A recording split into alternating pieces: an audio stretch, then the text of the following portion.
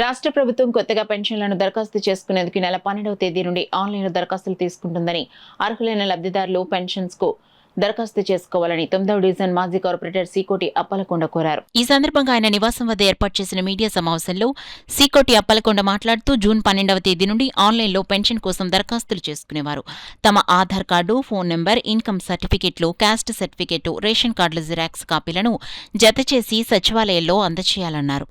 రాష్ట్రం అంతా కలిపి 15 లక్షల పెన్షన్లు ఇస్తానని మరి చాలా ఆనందంగా, చాలామందికి ఇప్పుడు లేని వాళ్ళందరికీ వస్తాయని మేము ఆశిస్తున్నాము. మరి ఇది 15 లక్షల పెన్షన్లు అంటే మామూలు విషయం కాదు.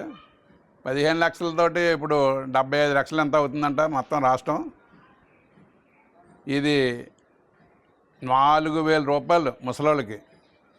ఏ గవర్నమెంట్ ఎప్పుడు ఇవ్వలేనంత 4,000 రూపాయలు పెన్షన్లో అంటే మరి చాలా ఒక ఇంట్లో ముసలోళ్ళకి, ఎటువంటి ఆధారం లేని వాళ్ళకి నెలంతా అయితే నెల ఖర్చు పెట్టుకుంటే జాగ్రత్తగానే నెలంతా సరిపోతాయి. ఉత్తినే వచ్చే బియ్యమేమో 5 కేజీలు ఒక మనిషికి. అదే కాకుండా గవర్నమెంట్ మరీ లేకుండా ఉన్న వాళ్ళని అన్న క్యాంటీన్లు పెట్టారు. అన్న క్యాంటీన్లో 5 రూపాయలకే భోజనం, 5 రూపాయలకే టిఫిను. మరి బ్రహ్మాండంగా ఈ పరిపాలన చేస్తున్నారు చంద్రబాబు నాయుడు గారికి.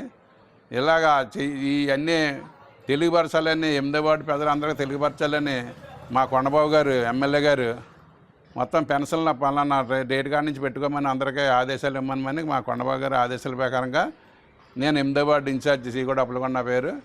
మరి ఎవరైతే ఉన్నారో అందరూ తెచ్చుకోవాలా, పెన్షన్కి వెళ్ళా పెట్టుకోవాలా. మా దగ్గర కానీ సచివాలయం కానీ వెళ్ళాలని మరీ కోరుతున్నాం.